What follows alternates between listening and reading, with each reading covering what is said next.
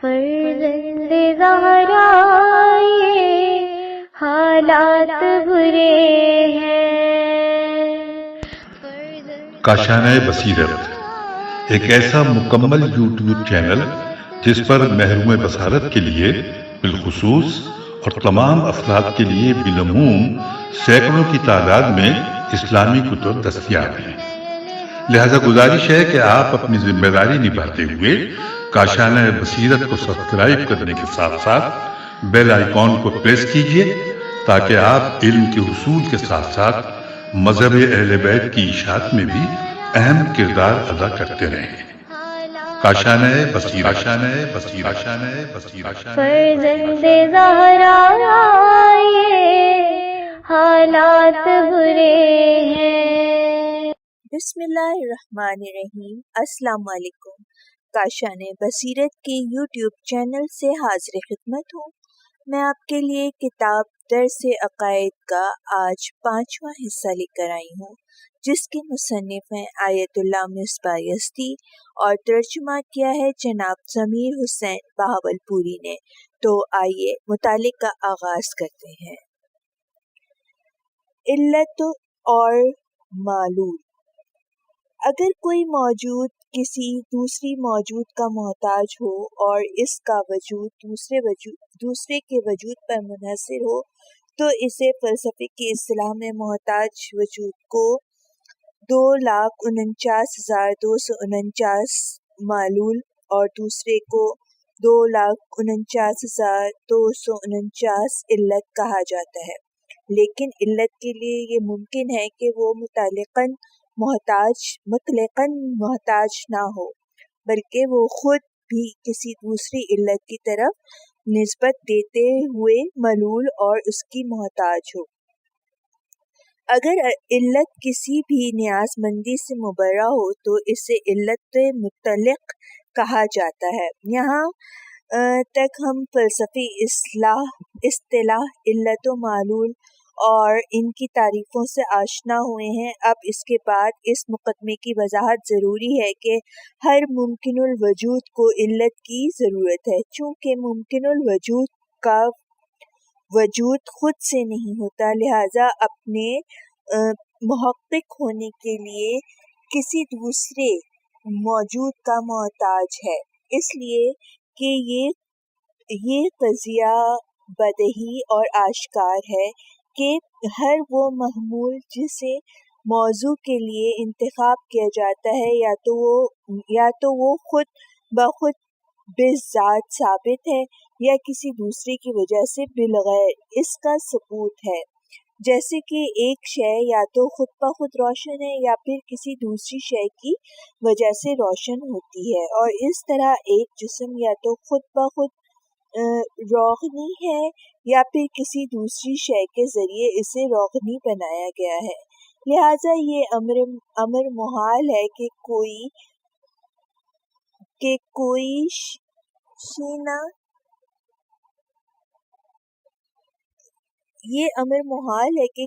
شے نہ تو خود بخود روشن ہو نہ ہی کسی شے کی وجہ سے روشن ہوئی ہو، درا حالانکہ وہ روشن ہے۔ اسی طرح ایک جسم نہ خود بخود بذات روغنی ہو اور نہ ہی کسی دوسری شے کی وجہ سے روغنی ہوا ہو، اور اس کے باوجود بھی روغنی ہو تو یہ محال ہے۔ پس ایک موضوع کے لیے وجود کا ثابت ہونا یا تو بذات ہے یا بالغیر، اگر بذات نہیں ہے تو ضرور بالغیر ہے۔ لہذا ممکن الوجود جو خود بخود وجود سے متصف نہیں ہوا ہے وہ حتماً دوسری شے کے ذریعے فیض وجود سے مستفیض ہوگا۔ پس یہ وہی مسلمہ حقیقت کہ جس کو ہم نے پہلے بیان کیا ہے کہ ہر ممکن الوجود علت کا محتاج ہے، لیکن بعض لوگوں نے یہ گمان کر لیا ہے کہ اصل علیت کا معنی یہ ہے کہ ہر موجود علت کا محتاج ہے۔ لہذا ان لوگوں نے یہ اشکال کیا ہے کہ پھر خدا کے لیے بھی علت ہونی چاہیے، لیکن وہ لوگ اس نکتے سے غافل ہیں کہ اس علت موجود بطور مطلق نہیں ہے، بلکہ اس کا موضوع ممکن الوجود اور معلول ہے، یا دوسری تعبیر کے مطابق ہر موجود محتاج علت کا محتاج ہے، نہ ہر موجود۔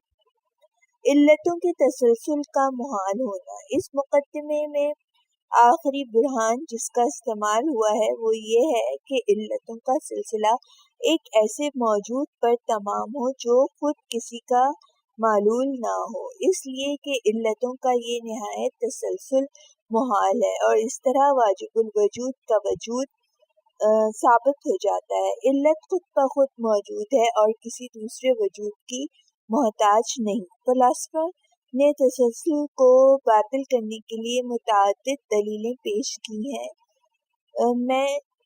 لیکن حقیقت تو یہ ہے کہ علتوں کے سلسلے میں تسلسل کا باطل ہونا آشکار ہے، جو ایک معمولی تفکر سے سمجھ میں آ جاتا ہے۔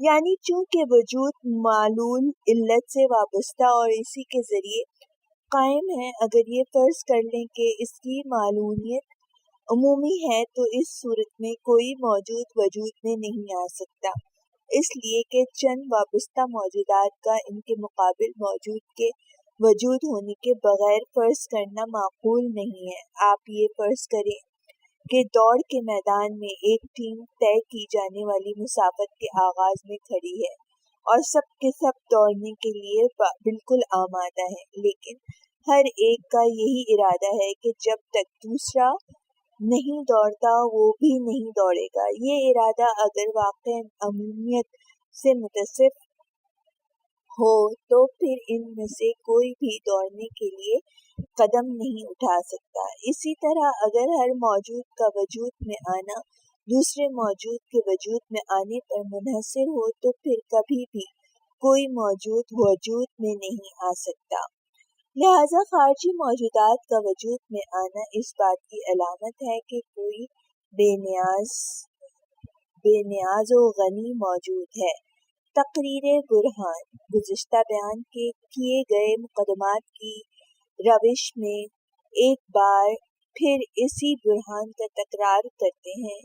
ہر وہ چیز جسے موجود کہا جا سکتا ہے وہ دو حال سے خارج نہیں، یا تو اس کے لیے وجود ضروری ہے، یعنی وہ خود بخود موجود ہے کہ جسے اصطلاح میں واجب الوجود کہا جاتا ہے، یا پھر اس کے لیے وجود کی ضرورت نہیں ہے، بلکہ وہ کسی دوسرے وجود کی برکت سے عالم وجود میں آیا ہے، تو اسے اصطلاح میں ممکن الوجود کہا جاتا ہے۔ اور یہ بات روشن ہے کہ جس چیز کا وجود محال ہو اس کا موجود ہونا غیر ممکن، اور کسی بھی صورت میں اسے موجود کا نام نہیں دیا جا سکتا۔ لہذا ہر موجود یا واجب الوجود ہے یا ممکن الوجود۔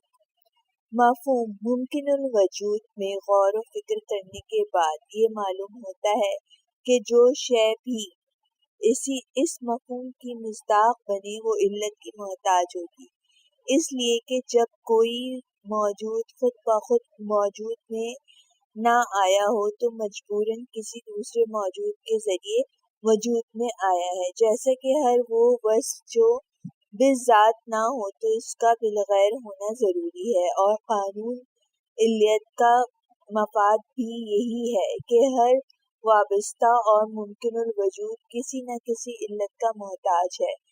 کیا یہ کہنا درست ہے کہ بے علت خدا پر اعتقاد رکھنا قانون علت کو توڑنا ہے، اور اگر ہر ممکن الوجود علت کا محتاج ہو تو کسی بھی حال میں کوئی موجود محقق نہیں ہو سکتا؟ یہ فرض بالکل اسی طرح ہے جس میں ہر فرد اگر اپنے اقدام کو دوسرے کے آغاز پر مشروط کر دے تو پھر کسی قسم کا کوئی اقدام وقوع پذیر نہیں ہو سکتا۔ لہذا خارجی موجودات کا وجود اس بات کی دلیل ہے کہ کوئی واجب الوجود موجود ہے۔ سوالات۔ نمبر 1، امکان اور وجود کی اصطلاح کو منطقی اور فلسفی اعتبار سے بیان کریں۔ نمبر 2، واجب الوجود اور ممکن الوجود کی تعریف کریں۔ نمبر 3، तक़सीम अक़ली की बुनियाद पर वाजिबुल वजूद और मुमकिनुल वजूद की कितनी सूरतें फ़र्ज़ की जा सकती हैं। नंबर 4, इल्लत और मालूल की तारीफ करें। नंबर 5, असल इल्लियत का मफाद क्या है। नंबर 6, क्यों हर मुमकिनुल वजूद के लिए इल्लत की ज़रूरत है।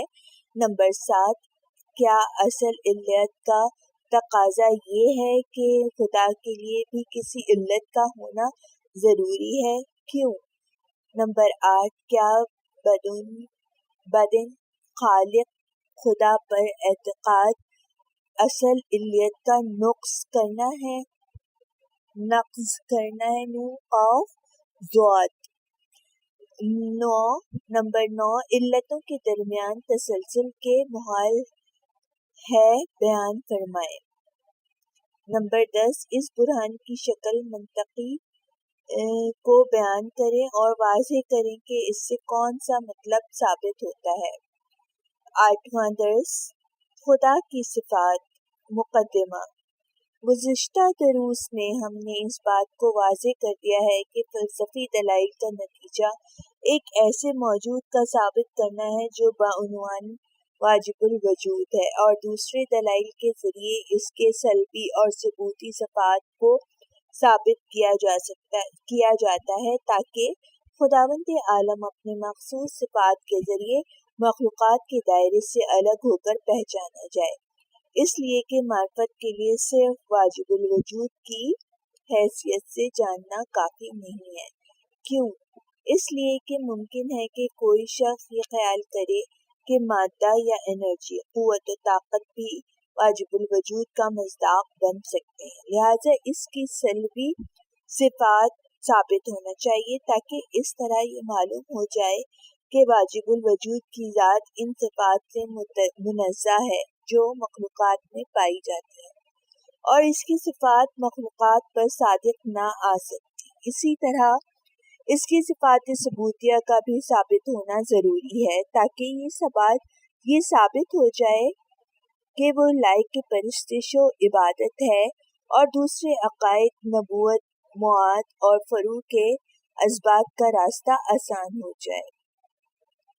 गुज़िश्ता बुरहान दलील से ये साबित हो गया कि वाजिबुल वजूद को इल्लत की ज़रूरत नहीं है, बल्कि वो मुमकिनात के लिए खुद इल्लत है, या दूसरी ताबीर के मुताबिक वाजिबुल वजूद के लिए दो सिफ़त साबित हैं। एक ये कि वो हर शय से बेनियाज है, इसलिए कि अगर इसमें मामूली से एहतियाज भी पाई गई तो वो जिस शय का मोहताज होगा वो शय इसकी इल्लत बन जाएगी, क्योंकि बखूबी हमें मालूम है कि फ़लसफ़ी इस्तिलाह में इल्लत के मायने यही हैं कि तमाम मौजूदात इसके मोहताज हों, और दूसरे ये कि मुमकिनुल वजूद शय इसकी तरफ निस्बत देते हुए मालूल हैं, और इसकी ज़ात तमाम अशिया की पैदाइश की सबसे पहली इल्लत है। इन दो नतीजों के बाद इनके लवाज़मात को बयान करने के साथ साथ सिफ़ात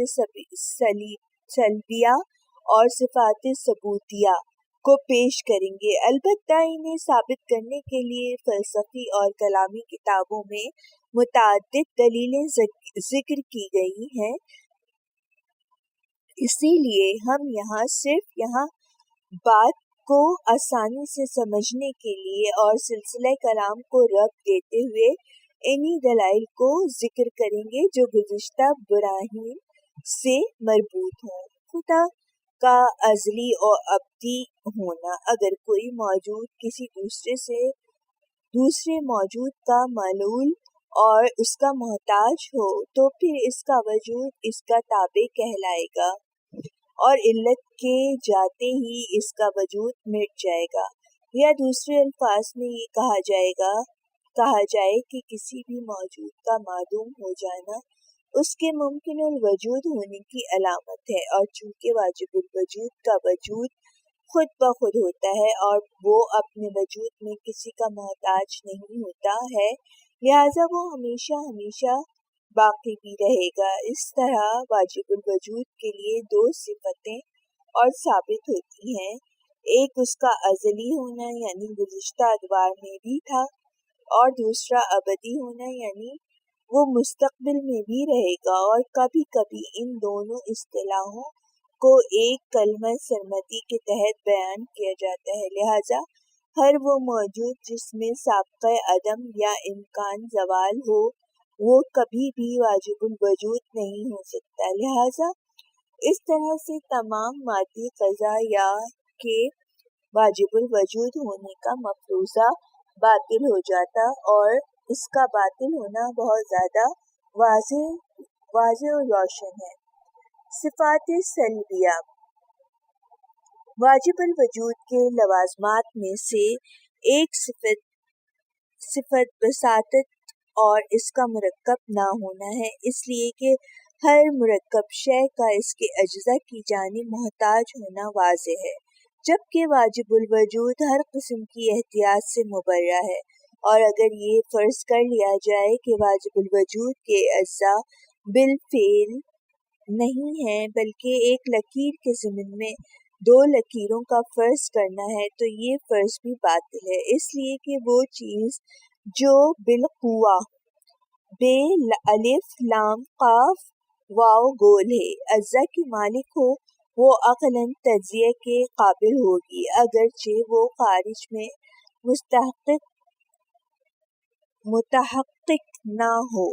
اور تجزیے کے ممکن ہونے کا مطلب تمام امکان کا زائل ہونا ہے۔ چنانچہ اگر 1 میٹر لمبی لکیر کو 2 حصوں میں تقسیم کر دیا جائے تو اس کے بعد وہ 1 میٹر لمبی لکیر نہیں رہ سکتی، اور یہ مطلب ہمیں پہلے معلوم ہو چکا ہے کہ واجب الوجود کے لیے زوال نہیں ہے، اور چونکہ بالفعل اجزاء سے مرکب ہونا اجسام کا خاصہ ہے، لہذا اس سے یہ مطلب بھی واضح ہو جاتا ہے کہ کوئی بھی جسمانی موجود واجب الوجود نہیں ہو سکتا، یا ایک دوسری تعبیر کے مطابق اس کے ذریعے خدا کا مجرد ہونا اور جسمانی نہ ہونا ثابت ہو جاتا ہے۔ نیز یہ مطلب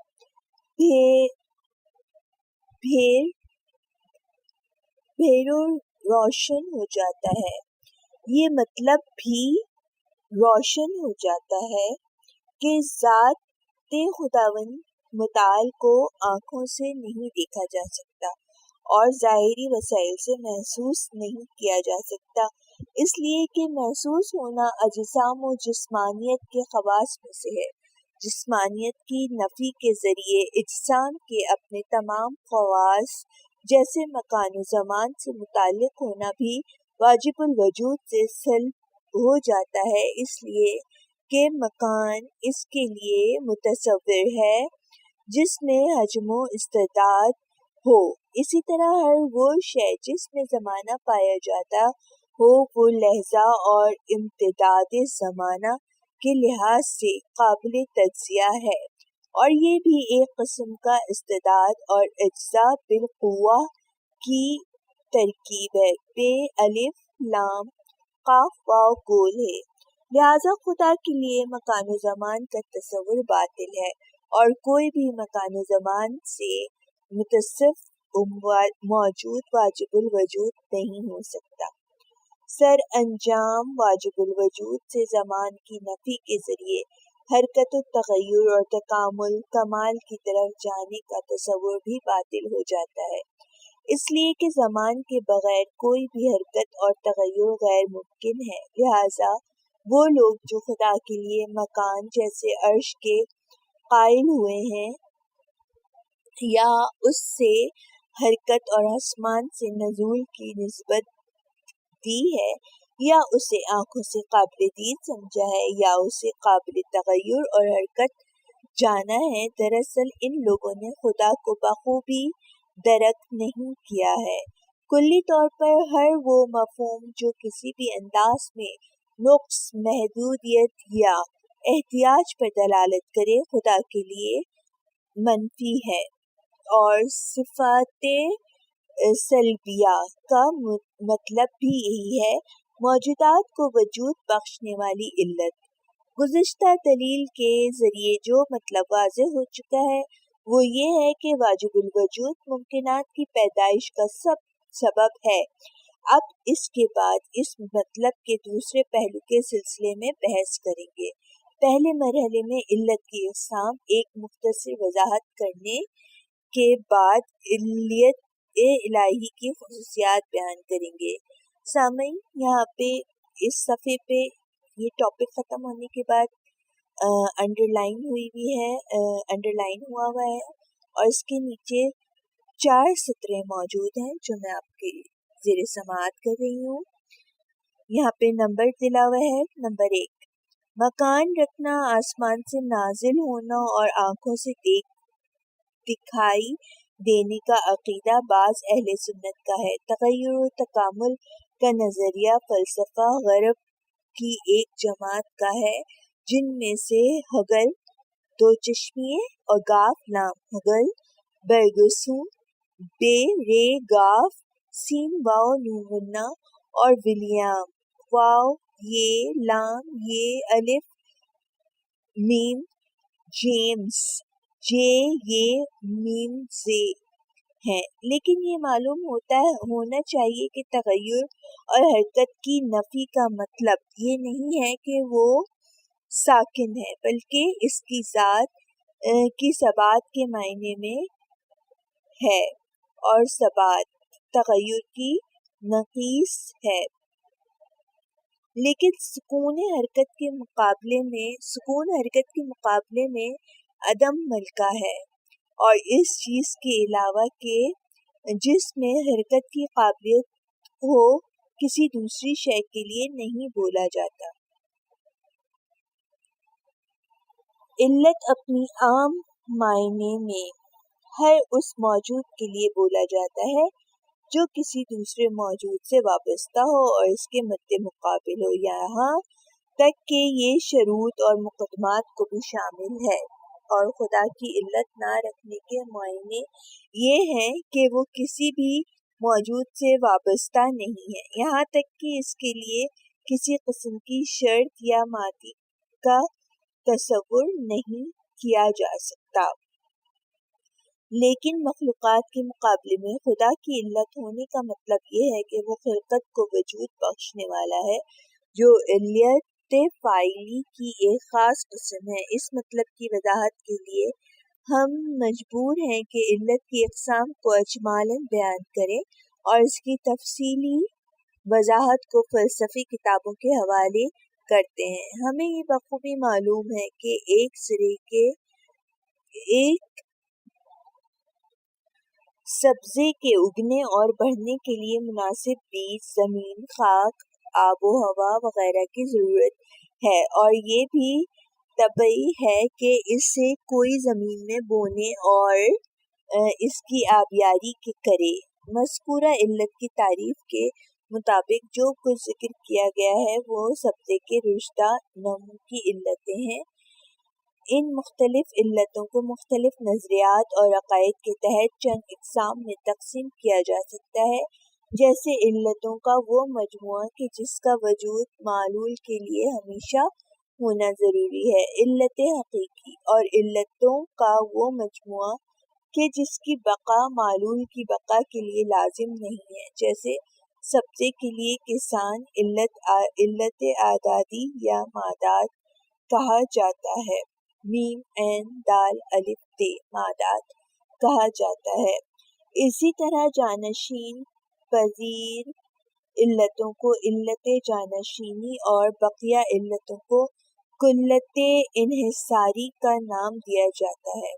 لیکن ایک علت اور بھی ہے جو ان تمام علتوں سے متفاوت ہے، جسے سبزے کی رشد کے لیے ذکر کیا گیا ہے، جسے بعض نفسانی قضا یا میں ملاحظہ کیا جا سکتا ہے۔ جب انسان اپنے ذہن میں کسی کی صورت کو خلق کرتا ہے یا کسی امر کے انجام دینے کا ارادہ بناتا ہے تو اس کے ساتھ فوراً ہی ایک نفسانی اثر بنام صورت ذہنی اور ارادہ متحقق ہوتا ہے کہ جس کا وجود نفس کے وجود سے وابستہ ہے، اسی وجہ سے اسے اس کا معلول مانا جاتا ہے۔ لیکن मालूल की ये किस्म ऐसी है कि जो अपनी इल्लत से किसी भी एतबार से मुस्तकिलो बेनियाज नहीं है। यहाँ अंडरलाइन हुआ है एक जुमला, वो आपकी ज़ेरे समाअत करूँगी। अलल अनादी को कहा जाता है और कभी भी इससे जुदा होकर मुस्तकिल नहीं रह सकती। इसके अलावा नफ्स की फ़ालियत और सूरत ज़हनी या इरादा की तरफ निस्बत देते हुए इन शराइत से मशरूत है कि जिसकी वजह से नुक्स, महदूदियत और मुमकिनुल वजूद होना लाजिम आता है।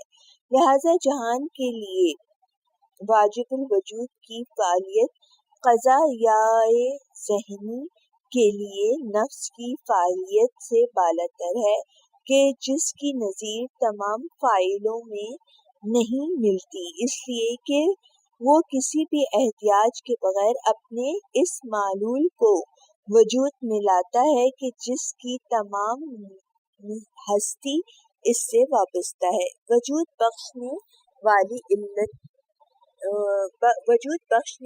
वाली इल्लत की खुसूसियात। अब तक जो कुछ हमने बयान किया है इसके मुताबिक वजूद आफरीन इल्लत, वजूद बख्शने वाली इल्लत की चंद खुसूसियात बयान की जा सकती हैं। नंबर 1, इल्लत वजूद आफरीन को अपने मालूलात के तमाम कमालात से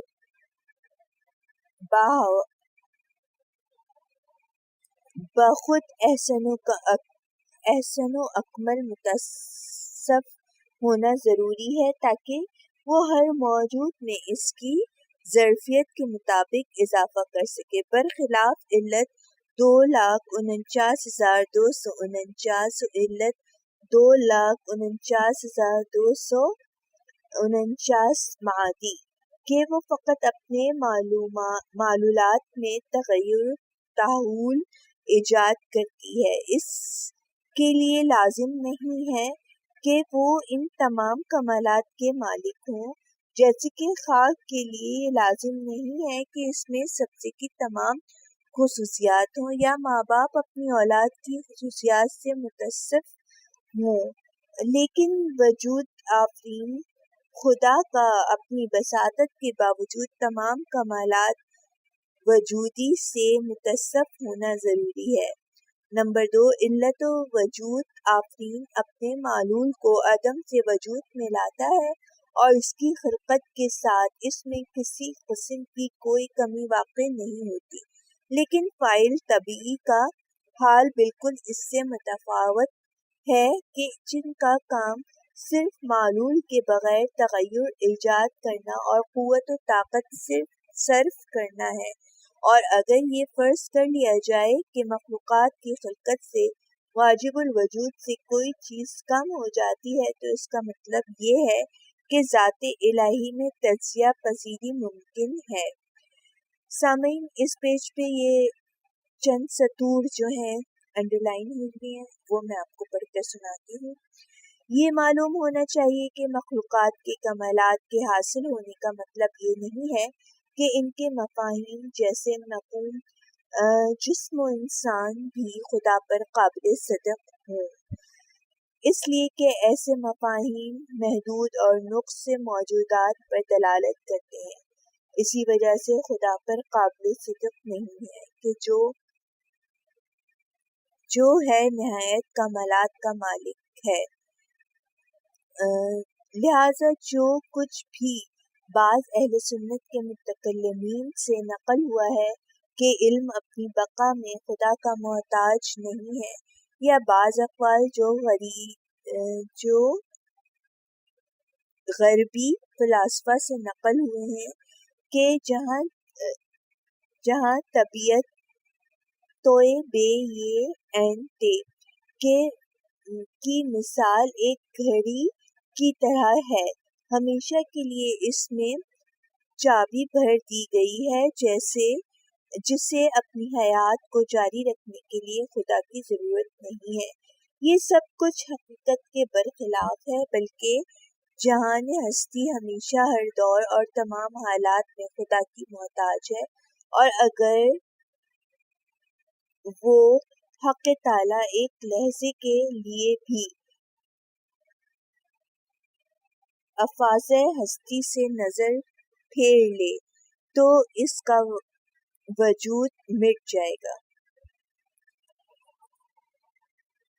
جبکہ اس کا باطل ہونا ثابت ہو چکا ہے۔ نمبر 3، علت وجود آفرین ایک حقیقی علت ہے۔ میں پوائنٹ نمبر 2 آپ کو دوبارہ پڑھ کے سنا دیتی ہوں، کیونکہ وہ مس اس لیے ہوا کہ یہاں پہ جو انڈر لائن سطور تھی وہ میں نے آپ کو پڑھ کر سنائی، تو میں پوائنٹ نمبر 2 دوبارہ سے سٹارٹ کر رہی ہوں۔ علت وجود آفرین میں معلول کا عدم سے وجود میں لاتا ہے اور اس کی خلقت کے ساتھ اس میں کسی قسم کی کوئی کمی واقع نہیں ہوتی، لیکن فاعل طبعی کا حال بالکل اس سے متفاوت ہے، جن کا کام صرف معلول کے میں تغیر ایجاد کرنا، قوت و طاقت صرف کرنا ہے۔ اور اگر یہ فرض کر لیا جائے کہ مخلوقات کی خلقت سے واجب الوجود سے کوئی چیز کم ہو جاتی ہے، تو اس کا مطلب یہ ہے کہ ذات الہی میں تجزیہ پذیری ممکن ہے، جبکہ اس کا باطل ہونا ثابت ہو چکا ہے۔ نمبر 3، علت وجود آفرینی ایک حقیقی علت ہے جس کا معلول کی بقا کے لیے باقی رہنا ضروری ہے۔ علت و اعدادی میں معلول کی بقا علت کی بقا سے وابستہ نہیں۔ نمبر 1، سوالات شروع ہو گئے ہیں۔ نمبر 1، صفات خدا کی پہچان کیوں ضروری ہے؟ نمبر 2، گزشتہ برہان سے کیا نتیجہ حاصل ہوتا ہے؟ نمبر 3، خدا کے ازلی و ابدی ہونے کو ثابت کریں۔ نمبر 4، کس طرح ذات خدا کے بسیط ہونے اور اجزاء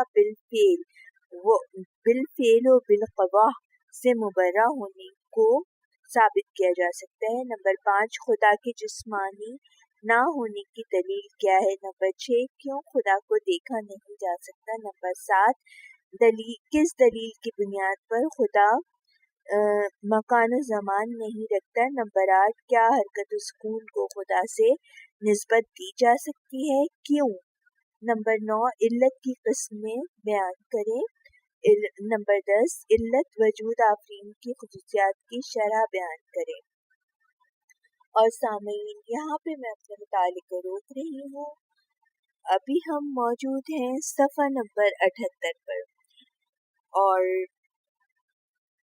اگلے مطالعے کے لیے میں دوبارہ حاضر ہوں گی، جو ہم شروع کریں گے، نواں درس شروع کریں گے، اس کا آغاز کریں گے۔ جب تک کے لیے خدا حافظ۔